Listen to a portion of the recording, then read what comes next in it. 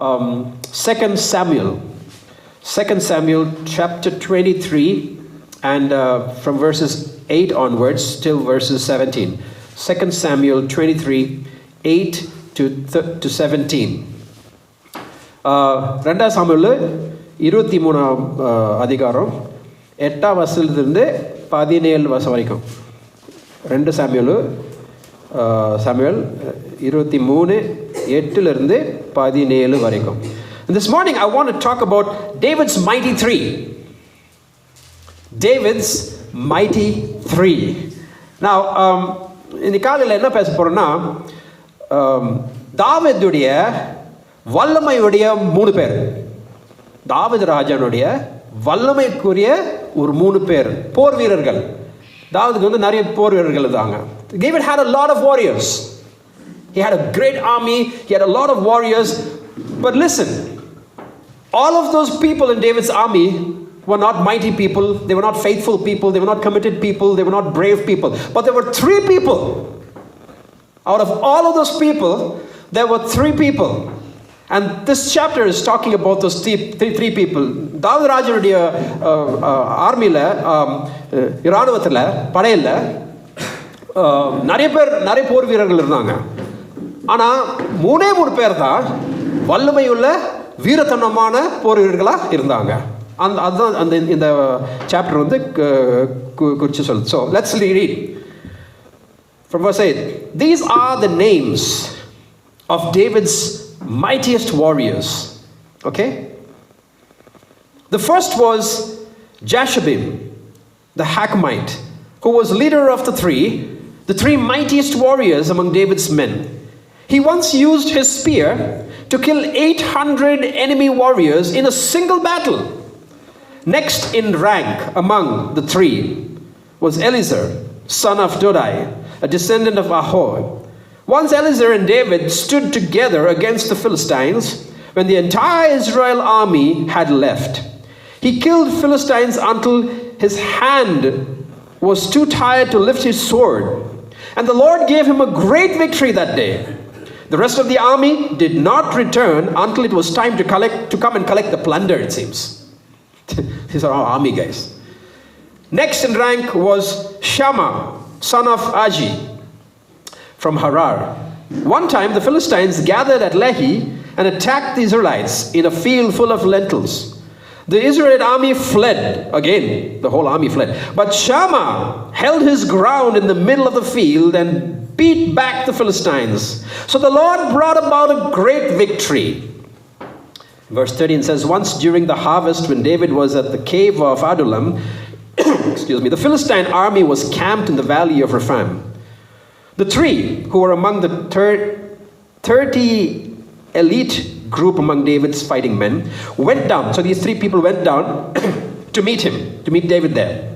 David was staying in the stronghold at the time, and a Philistine detachment had occupied the town of Bethlehem. David remarked longingly to his men, "Oh, how I would love some of that good water from the well by the gate in Bethlehem." So these 3 mighty guys broke through the Philistine lines, drew some water from the well by the gate in Bethlehem, and brought it back to David. But David refused to drink it. Instead, he poured it out as an offering to the Lord. "The Lord forbid that I should drink this," he exclaimed.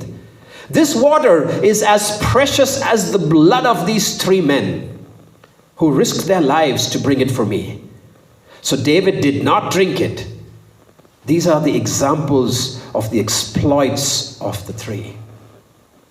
Well, this morning I sent a message, and I want to talk about faithfulness, commitment, bravery, responsibility, and dedication. And as I was reading this passage and thinking about these mighty 3 people of David's army,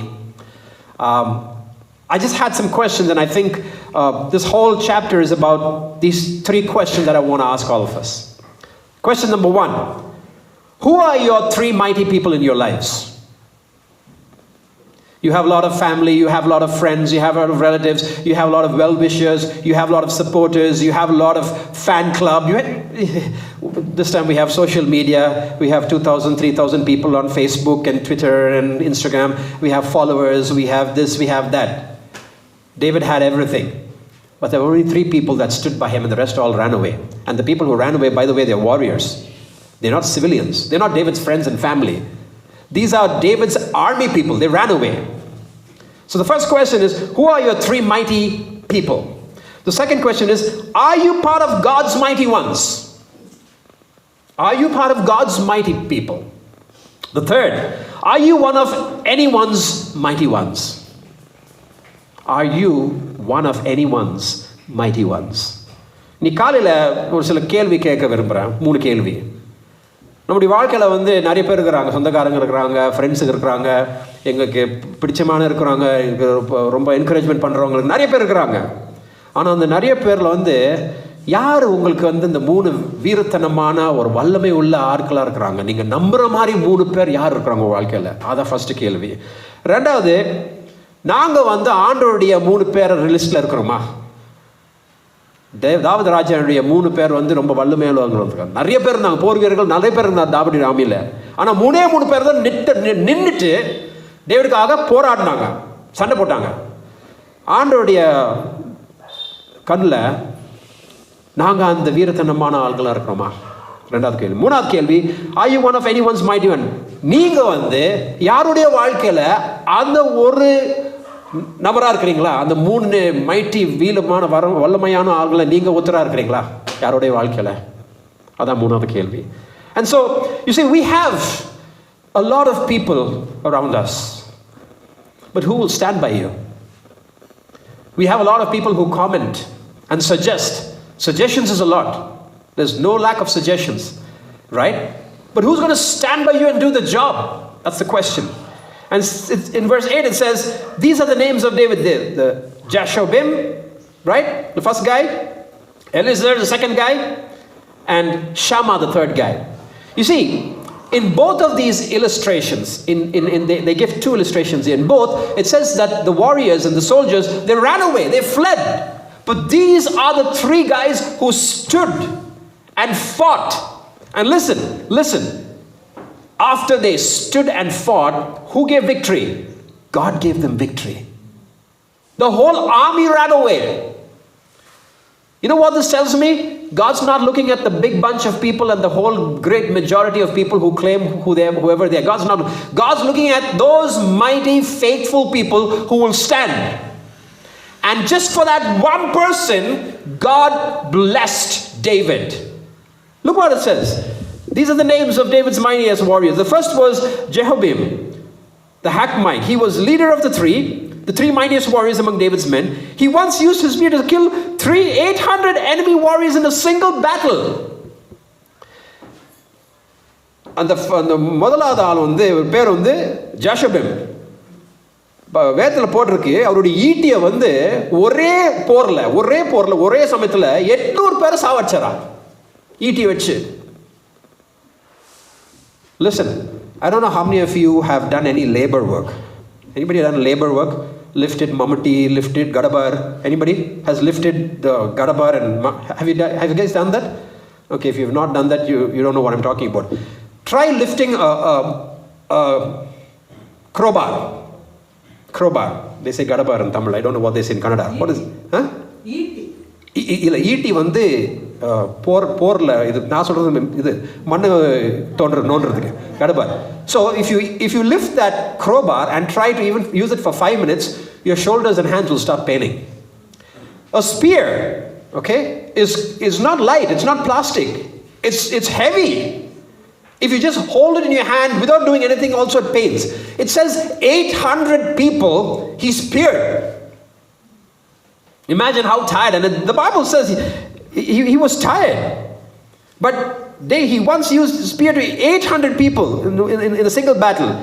Next in rank of the 3 was Eliezer, son of Dodai, the descendant of Aho. Once Eliezer and David stood together against the Philistines when the entire Israelite army had fled. The whole army left David and this guy alone and ran away. You see, why am I talking about faithfulness and commitment and bravery and responsibility and dedication? Because it's easy to run away. It's easy to run away. It's not easy to stand and face situations. It's not easy. It's daunting.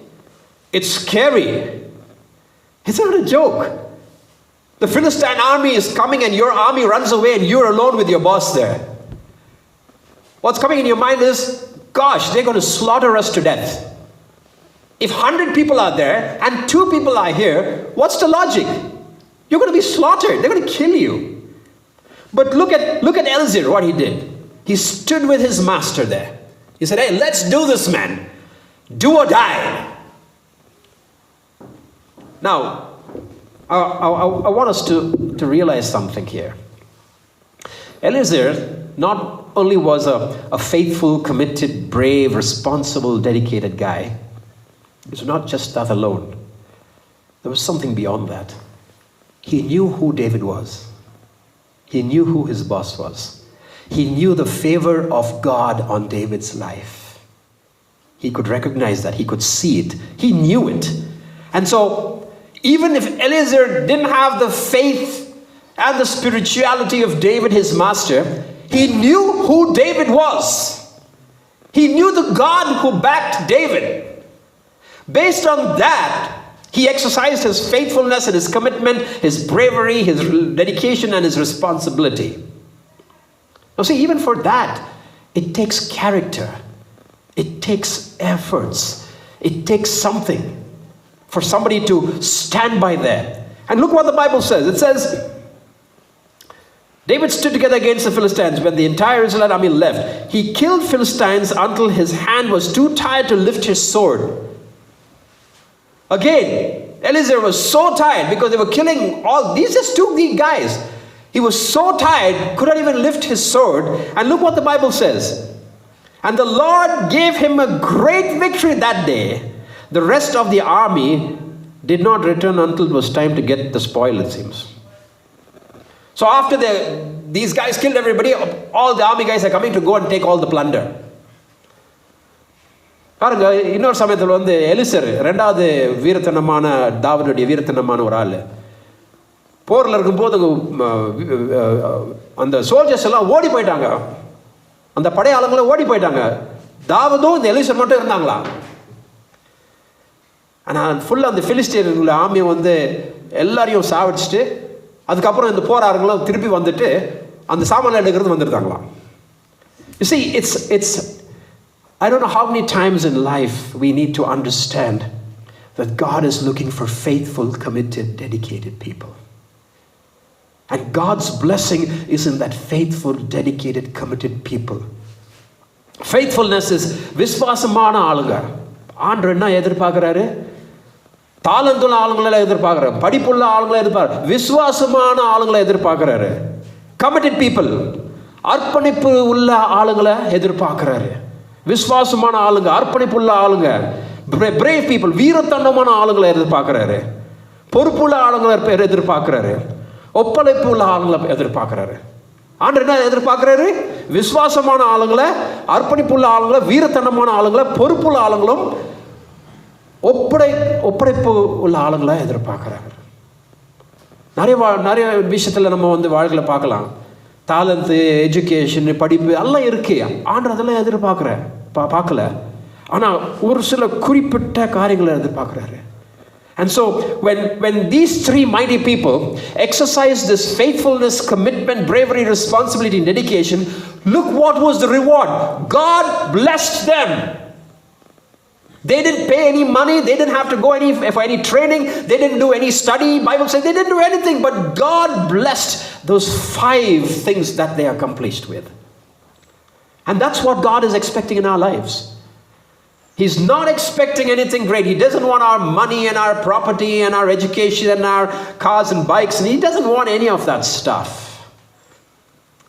He wants commitment and faithfulness and bravery and responsibility and dedication. And sometimes we are faithful, but we are not committed. Sometimes we are committed, but we are not brave. Sometimes we're brave and faithful and committed, and we're not responsible. And sometimes we are dedicated, responsible, brave, and committed, and we are not faithful. You see, even if one is lacking, that's a problem. That's a problem. You see, when we dress up to go for a function or a party, there's something called completion in dressing up. You have to completely dress up, right? What if you put nice clothes and nice makeup and every jewelry, and you forget to comb your hair? Yesterday I was outside and I was having something to eat, and I saw this boy and girl. They came to the restaurant, and this girl's hair was like a rock star. She was all good dressed, nice dressed and all that, and her hair was like, I'm like, what's wrong with her? I mean, she's a nice educated girl, she's got good clothes, and she's coming with all this hair like she just got up in the morning. You see, so even if one thing is not right, there's something wrong with you. It just won't work. It just won't work. You might be, you might be very talented and educated and gifted and skilled, and if your appearance is vague, people are going to have a problem with you. You know, this morning, Tammy and me were kind of fooling around with Kimberly. We were actually making fun of her. It's not supposed to do that. But Tammy and me were like, and Tammy was like, Dad, can you help her to change her facial expression when she's in front of people? Like, for example, she'll be talking to somebody. She'll do that. I said, Kim, don't do that, because people think like something's wrong with you. He says, I'm not doing that. It's just coming. I said, yeah, a lot of things come for us, but we control what comes. Many times we'll be standing in front of people and we feel like scratching inappropriate places. Right? Can you stand in front of your boss and scratch wherever you want to scratch? No, it comes. Itching comes. You're supposed to control yourself, right? When you're in public, a lot of things come to you. You don't do a lot of things, right? Faithfulness, commitment, bravery, these are things that are mandatory from God's perspective. Is God asking for too much? He's not asking for too much. He's just asking for the simple basics. Because God and His character is based on these basics. And if you look at the entire Bible and the people of God, it was all based on this. இதெல்லாம் நம்ம பார்க்கும்போது ஆண்டவர் ரொம்ப கேட்குறாரா எங்கள் வாழ்க்கையிலேருந்து? இல்லை காசு கேட்குறாரா, இல்லை வீடு கேட்குறாரா, இல்லை சொத்து கேட்குறாரா, இல்லை இருக்கிற நகைகளை கேட்குறாரா, இல்லை நம்ம துணிமணிகளை கேட்குறாரா, ஏதாவது இது மாதிரி கேட்குறாரா? இல்லையே, இதெல்லாம் கேட்கலையே.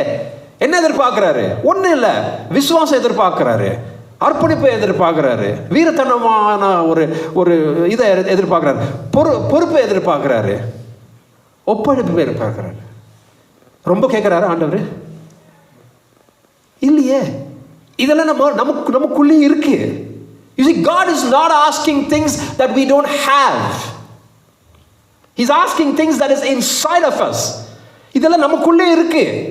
நம்ம வேற இடத்துல போயிட்டு வாங்கிட்டு ஆண்டவருக்கு கொடுக்குற மாதிரி தேவையே இல்லை. இதெல்லாம் ஆண்டவர் உள்ள வச்சிருக்கிறாரு. But we have to exercise it. We have to give it back to God. You see, everybody has love. Everybody has generosity. Everybody has gentleness. Everybody has patience. But only few people use it. Nobody can say, I don't have love, bro. Oh, I've got a little less of generosity, bro, not like you. No, that's wrong. That's a horrible understanding of who you are. How can I have more generosity and you have less? How can that be? That's not possible. It's like telling me God gave you 6 liters of blood, He gave me 3.5 liters. If I'm a human being and I have 6 liters of blood, you better have 6 liters of blood. You can't have anything less. If God put love into me, He's put love into you. You better have it. The point is, have you recognized what you have?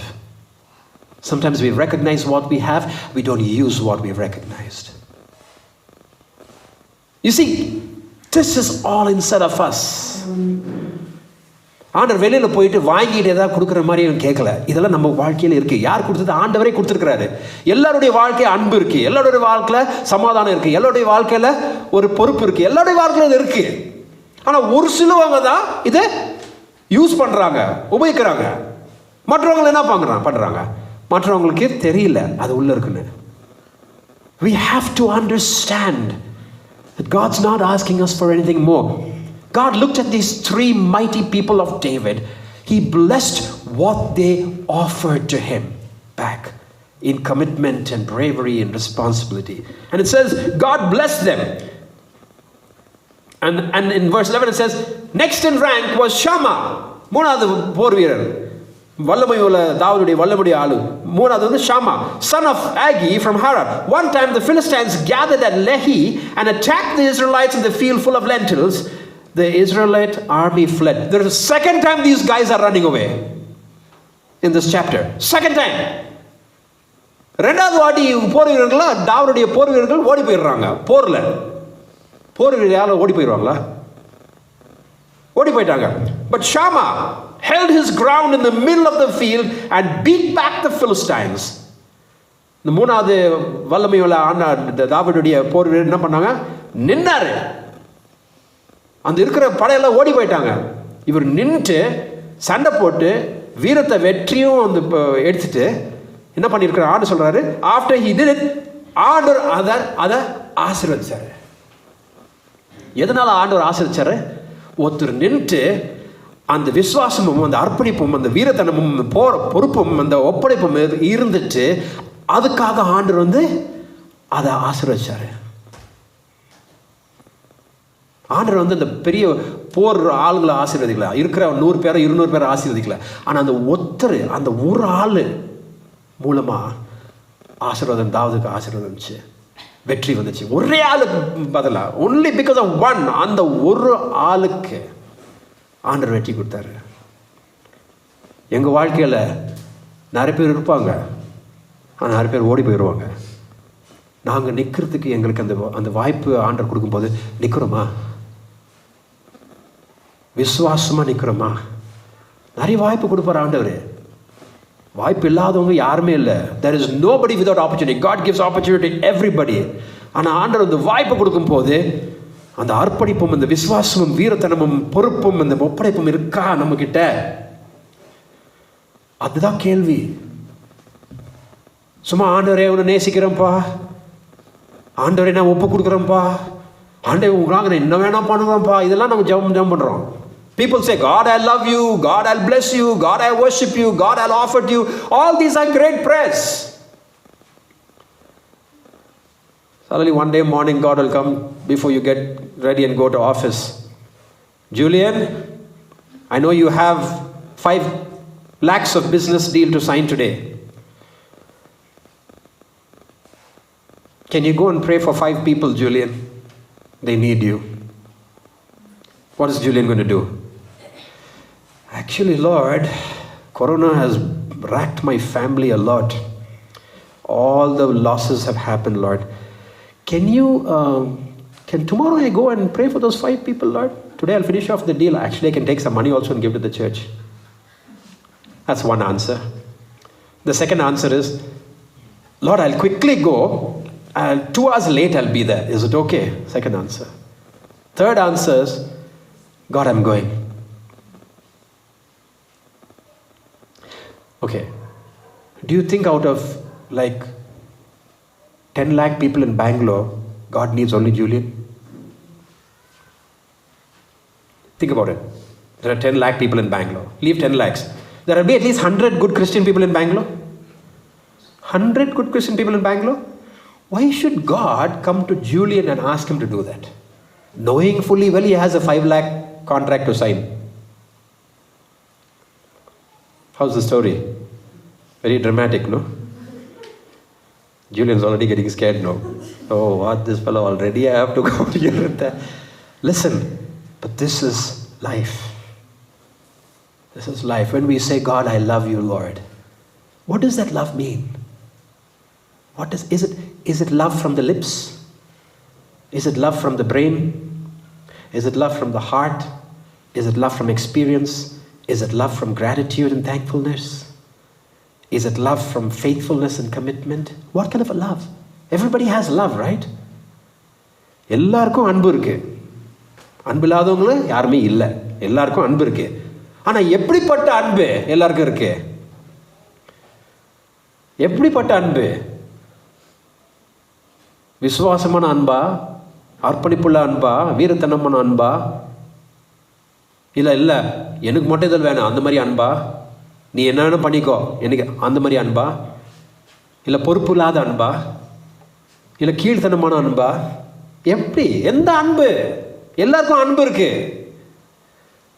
ஆனால் ஆண்டவர் எதிர்பார்க்குற அன்பு அது வேற மாதிரி இருக்கு. ஆண்டவருடைய லிஸ்ட்டில் வந்து அந்த அன்பு கரெக்டாக இருந்துச்சுன்னா அதுக்கு தான் ஆசீர்வாதம் உண்டு. God has a selection list of what He expects and requires. If I were to say something important this morning, I would say don't negotiate with God. You can negotiate with anybody else. Do not negotiate with God. He's not the kind of guy that you're supposed to negotiate with. Because when God does and says something, He has a purpose and a reason to do it. Don't negotiate on that purpose and reason. Because you're going to fail, not just God, you're going to fail that purpose and reason and the people that He is thinking about also. And so God blessed that Shammah as he stood there. In verse 13 it says, once during the harvest when David was at the cave of Adullam, the Philistine army was camped in the valley of Rephaim. These three guys, who were among the 30, an elite group among David's fighting men, went down to meet him there. David was staying in the stronghold at the time, and the Philistine detachment had occupied the town of Bethlehem. David remarked longingly to his men, oh, how I would love some of the good water from the well by the gate in Bethlehem. So the three broke through the Philistine lines, drew some water from the well by the gate in Bethlehem, and brought it back to David. Look at the faithfulness and the love and the responsibility of these three men for their master. He never asked for biryani and for fried rice and chicken kebabs. He just asked for water. He said, how I wish I have that water from there.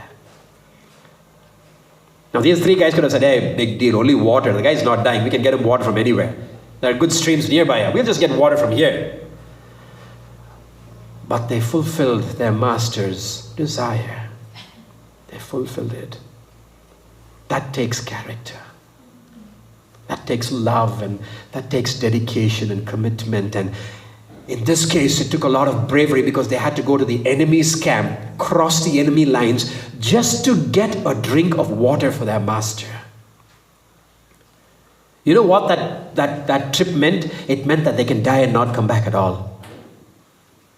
Listen, these are David's three best guys.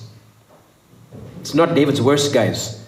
These are David's three best guys. They risked their life just for a drink of water for their master. ஒரு வாட்டி தாவீது வந்து இதான் சொன்னாரா, அந்த கிணத்துலேருந்து எனக்கு தண்ணி குடிக்கணும்னு எனக்கு ஆசையாக இருக்குப்பா அப்படின்னாரு. இந்த தாவீதுடைய 3 வல்லமை போர் வீரர்கள் என்ன பண்ணாங்க, இவ்வளோ பெரிய ரிஸ்க் எடுத்துகிட்டு அந்த கேம்புக்கு, அந்த பிலிஸ்தருடைய கேம்புக்கு போயிட்டு அந்த கிணத்துல வந்து தண்ணி எடுத்துகிட்டு வந்தாங்க. இவங்க வாழ்க்கைக்கு இவ்வளோ ரிஸ்க்கு, செத்துருப்பாங்க, அந்த ஆளுங்களை கொலை பண்ணியிருப்பாங்க அவங்கள. ஆனால் முதலாளிக்கு, எஜமானுக்கு எவ்வளோ பாசம் பாருங்க, எவ்வளோ அன்பு பாருங்க, எவ்வளோ விசுவாசம் பாருங்க, என்ன ஒரு அந்த டெடிகேஷன், அந்த ஒப்படைப்பு எவ்வளோ அவங்க வாழ்க்கையில் இருந்துச்சு பாருங்க. சும்மா குடிக்கிற தண்ணி, பிரியாணி கபாபெல்லாம் கேட்கல, தண்ணி குடிக்கிறது கேட்டுருந்தாரு. ஆனால் போயிட்டு அவங்க வாழ்க்கையை ரிஸ்க் பண்ணிட்டு தண்ணி எடுத்துட்டு வந்துடுறாங்களா. So the three broke and they came. And after they brought it, it says, but he refused to drink it. Instead, he poured it out as an offering to the Lord. Look at David's dedication and love to the Lord. Look at David. First of all, that was his longing and desire to drink that water, because definitely that water was tasty. It was tasty water. And after the tasty water came with all the risk of his 3 men, instead of saying, thank you guys are the best, you've just done this for mine, he took the water and poured it out without drinking it as an offering to the Lord. What heart would David have had? What heart David would have had? How many times do you and me want things in life? Oh God, I want this, I want that. Oh God, this is my only desire to have this in my life, and then God gives it to you. And then suddenly you realize, wow, God has given this to me, so I give it back to him. I'm not going to take it. Look at the heart of David. Look at the love affair that he had with God. But you know what? That was a great deal for God. That was a great deal. It was not about the water, it's about the heart of David. He says, how can I ever drink this? This water, and he goes on to say, the Lord forbid that I should drink this, he exclaimed. This water is as precious as the blood of these men who risked their lives to bring it for me. So basically what David was saying is, hey, this water is the blood of these 3 dedicated people. How can I just drink it and satisfy my longing? I'd rather give this to the Lord. You know what David was doing? Listen to me here. He was actually taking that water and dedicating 3 of his men to the Lord. He was not pouring the water as an offering to the Lord. That's just water. But he connected that water with the blood of these 3 faithful warriors of his. And he says, oh God, how can I drink this when they risk their life as a blood offering for me? I'm giving this back to you. So basically what David was doing was, he was taking these 3 guys and giving them back to God as an offering and saying, God, you bless these guys and protect them because they're so faithful, not to me, but to you as they do it to me. அதாவது என்ன பண்ணார், அந்த தண்ணி வந்ததும் குடிக்காம சொல்றாரு, ஆண்டவரே நான் எப்படி இந்த தண்ணியை குடிப்பேன்? இவங்க இந்த 3 பேர் உங்க வாழ்க்கையை எவ்வளோ ரிஸ்க் எடுத்து போய் எடுத்துருக்குறாங்க, நான் அந்த தண்ணி குடிச்சா நான் நல்லா இருப்பேன்னு சொல்லி, இந்த தண்ணி இந்த ஆளுடைய ரத்தம் மாதிரி எனக்கு ஆண்டவரே, நான் குடிக்கிற மாதிரி எனக்கு இது தோணல, உனக்கே நான் ஒப்பு கொடுத்து சொல்கிறேன். இந்த தண்ணியை ஆண்டருக்கு ஒரு ஒரு காணிக்கை மாதிரி ஒரு பலியாக கொடுக்குறாரு. ஆனால் அந்த சமயத்தில் அவர் பண்ணுற அந்த ஒரு காரணம் எனக்கு என்ன தோணுதுன்னா, இந்த 3 பேருடைய வாழ்க்கை ஆண்டருக்கு இவருக்கு ஒப்பு கொடுக்குறாரு.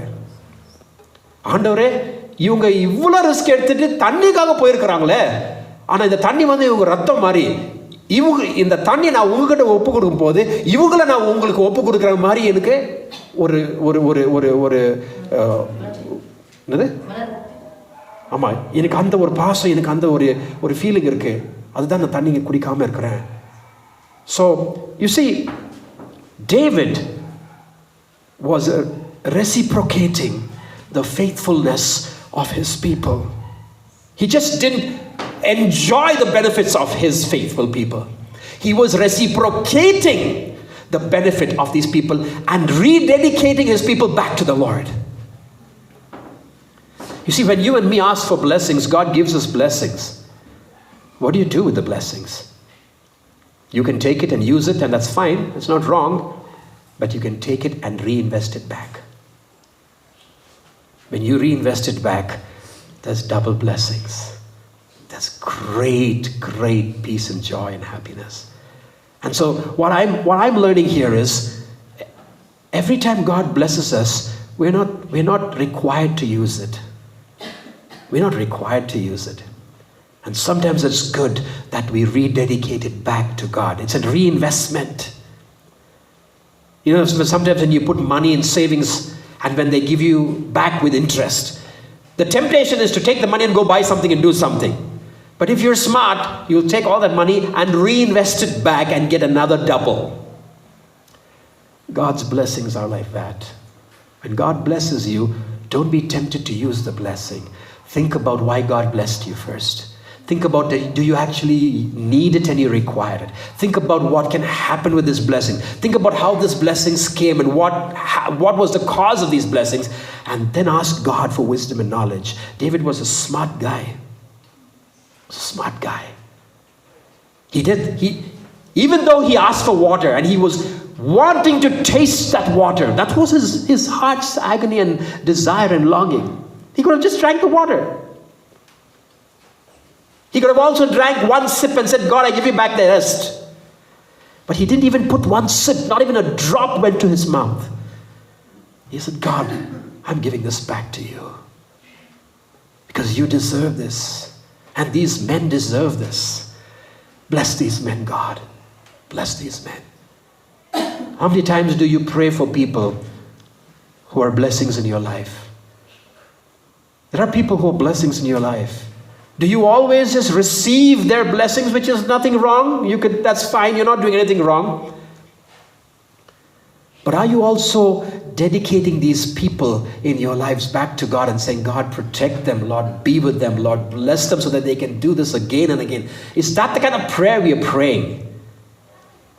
David knew the value of his mighty tree. Do you know the value of your mighty tree? First of all, do you have a mighty tree? Do you have a mighty tree? We have a mighty 1,000. But we don't know whether they're the mighty or they're just 1,000. எங்கள் வாழ்க்கையில் அந்த வல்லமையுள்ள 3 ஆள்கள் இருக்கிறாங்களா? 100 பேர் 200 பேர் இருக்கிறாங்க நாங்கள் தெரிஞ்சவங்க. ஆனால் அவங்கெல்லாம் எங்களுக்கு வாழ்க்கையில் ஆசீர்வாதமாக இருக்கிறாங்களா? வந்து நிற்பாங்களா ஒரு சூழ்நிலையில்? வந்து காப்பாற்றுவாங்களா? வந்து ஒரு ஆலோசனை சொல்லுவாங்களா? நம்ம வாழ்க்கையில் நிறைய பேர் இருக்கணும்னு தேவையில்லைங்க. ஒரு 3-5 பேர் இருந்தால் போதும். வாழ்க்கையே வாழ்க்கையில் ஓட்டலாம். 10 பேர் தேவையில்லை, 300 பேர் தேவையில்லை, எல்லாம் வேஸ்ட்டுங்க. பக்கத்தில் நிற்கிற மாதிரி ஆள் இருக்கிறாங்களா? நீங்கள் ஃபோன் பண்ண டப்புன்னு வருவாங்களா? நீங்கள் ஹாஸ்பிட்டல்லேருந்து வந்து பார்ப்பாங்களா? தாவதுக்கு தெரிஞ்சிச்சு, இந்த 3 பேர் வச்சு நான் என் வாழ்க்கையை ஓட்டிடுவேன், இந்த 3 பேரை வச்சு நான் எல்லா போகிறேன், நான் வந்து வெற்றி பெறுவேன் தெரிஞ்சிச்சு அவருக்கு. அதான் அந்த மற்றவங்களாம் ஓடி போனாங்களே, அவளுக்கு கவலையே இல்லை. போங்கடா, ஓடி போங்க, எப்படின்னா வாங்க, திருப்பி போய் ஜூஸ் சாப்பிடுவாங்க. இந்த ஒத்தர் ஆள் வச்சு நான் முடிச்சிடுறேன். ஏன்னா தாவதுக்கு தெரியும், இந்த 3 பேர் வச்சு விசுவாசம் இருக்குது, அர்ப்பணிப்பு இருக்குது, வீரம் இருக்குது, பொறுப்பு இருக்குது, ஒப்படைப்பு இருக்குது. அந்த 3 பேர் தாவதுக்கு போதுமான ஆளுங்க. உங்கள் வாழ்க்கையில் அந்த 3 பேர் இருக்கிறாங்களா? யாராவது 3 பேர் இருக்கிறாங்களா? 30 பேர் 300 பேர்லாம் வேஸ்ட்டு வேண்டாம். 3 பேர் இருக்கிறாங்கன்னு பாருங்கள். அந்த 3 பேர் இருக்கும்போது அந்த 3 பேருக்காக நீங்கள் எவ்வளோ தூரம் ஜெபம் பண்ணுறீங்க ஆண்டவர்கிட்ட? அவங்களுக்கு நாங்கள் பாதுகாப்பாக இருக்கிற மாதிரி ஜெபம் பண்ணுறீங்க. How many of us are really praying for those people who stand by us? Or are we just receiving from them? It's okay to receive. But you know what? If you're wise, you'll pray for their blessing and safety. Because when you pray for their blessing and safety, you're going to get them more and have them more. Listen to me. It's common sense. It's not spirituality. If you have someone in your life who's a blessing, you pray for their safety and blessing. You don't pray for their blessing. You pray for their safety and God's blessing on them. Because the more they are with you, the more blessed you're going to be. But if you just want them for that drink of water and say, it's okay, I'll find somebody else for another drink, you're a stupid person. David was not a stupid person. He was a wise guy. He said, I don't want my big army who runs away and leaving me. I want these 3 guys. This is my army. This is my army.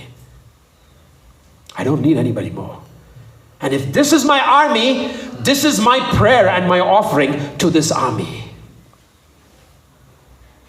That's the kind of prayer we need to pray. That's the kind of people we need to be. That's the kind of people that God wants and looking for. And so our spirituality has to have a dimension to it. It has to have a shape and a purpose to it. It has to have effect to it. It has to have meaning to it. And above all, our spirituality has to please God. If our spirituality doesn't please God, it is not spirituality, it is religiosity. That's not going to help us. It's not going to help anybody. In fact, it's just going to be a time waste. And so as we close this morning, again, I want to ask the question, who are your 3 mighty ones? Are you part of God's mighty ones? And the third, are you one of anyone's mighty ones? Who are your mighty ones? Are you part of God's 3 or God's 30 or God's 300 mighty ones? And are you one of anyone's mighty ones? If you can answer these questions, you're a blessed person. If these questions have no answers in your life, you're in sinking sand. You know what's sinking sand? Nobody can help you. When you're in sinking sand, even the greatest brave guy will not come near you because he's going to sink too with you. If you're in sinking sand, that's very dangerous and horrible. Think about these 3 questions. Try to answer these 3 questions with honesty and clarity and transparency, because this is important. David looked at these 3 questions. He knew how to answer them. He knew how to pray for them. He knew how to deal with them. He knew how to give it back to God. And that's what David was blessed, because he knew the secrets between him and God. He knew the secrets between him and his people. And he knew the secrets of what he needs to do with God and his people. Sometimes, listen to me, sometimes we know what to do to God, but we don't know what to do to people or how to treat people. Sometimes we treat people very nicely and we don't respect God. That's a problem. David knew how to handle God. He knew how to handle people. And the result was blessing. The result was awesome. The result was no loss, no calamity, profit and beauty everywhere. That was the result. God and man. You need to know how to treat God and man. Both need to be treated well. And both need to be treated in accordance with what God's will is and his word is. And when you do that, when I do that, you don't need to ask for blessing. Blessing is yours. You don't need to pray for blessing. You are part of blessing. And you don't need to manipulate God and bribe God. I always think, am I a spoiled child of God? You know, every family has a spoiled child. Right? A favorite one. Right? You know who's the spoiled one in my family? You know who's the spoiled one in my family? Hunter. My son Hunter. He's the spoiled one. Everybody loves him and every spoiled kid. He takes advantage of that. It's the advantage of being a spoiled kid. You get all the blessing, all the attention. Hunter's an attention seeker. Always wants blessings. Always wants people to. I want to be in that list of God's spoiled children. I want God's attention all the time. I want his blessing all the time. God loves spoiled children. Do you know that? He wants to spoil us. But give him an opportunity to spoil you. You have to give him an opportunity to spoil you. And if you're in that spoiled, blessed, loved category of God, you're safe. You're very safe. Because even when you do something wrong, he overlooks it. You know, I love Hunter so much. We all love Hunter so much. Even when he does something wrong, I think twice to beat him. Because I love him so much. He's a spoiled kid.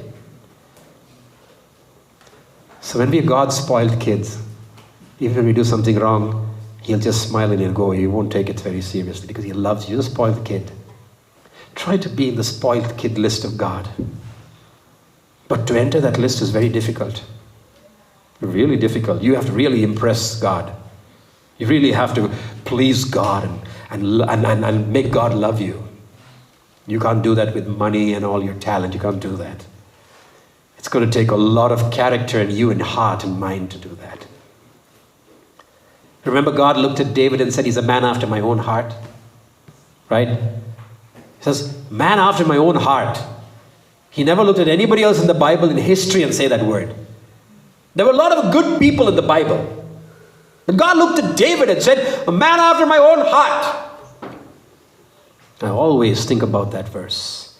I'm still very confused and not convinced about that verse. David was not a good guy, by the way. Just for the records. David was not at all a good guy. David's sins were so big and so great. They were, if all the churches sinned together, David's sin was above those sins. And God looked at that guy and said, look at this guy after my own heart. Why would God say that? God doesn't have much brain. God doesn't have much understanding to say that to that guy. No. God knew David's actions were wrong, but his heart was right. His actions were wrong, his heart and intentions were right. So what God did, he overlooked the actions and he loved the intentions. You see, God's willing to overlook your actions as long as your intentions are right. If your intentions and actions are all both messed up, you're in trouble. Big trouble. Make sure that your heart and intentions are right. Your actions will be all discounted and taken care of by God. But don't use your heart and intentions as a tool to say, I can always do my actions wrong. That's not going to work. That will never work. But if it does happen, it's discounted. God will forgive and he will overlook it. Because to God, you'll be a person after his own heart, even though your actions were not so. Let's all stand.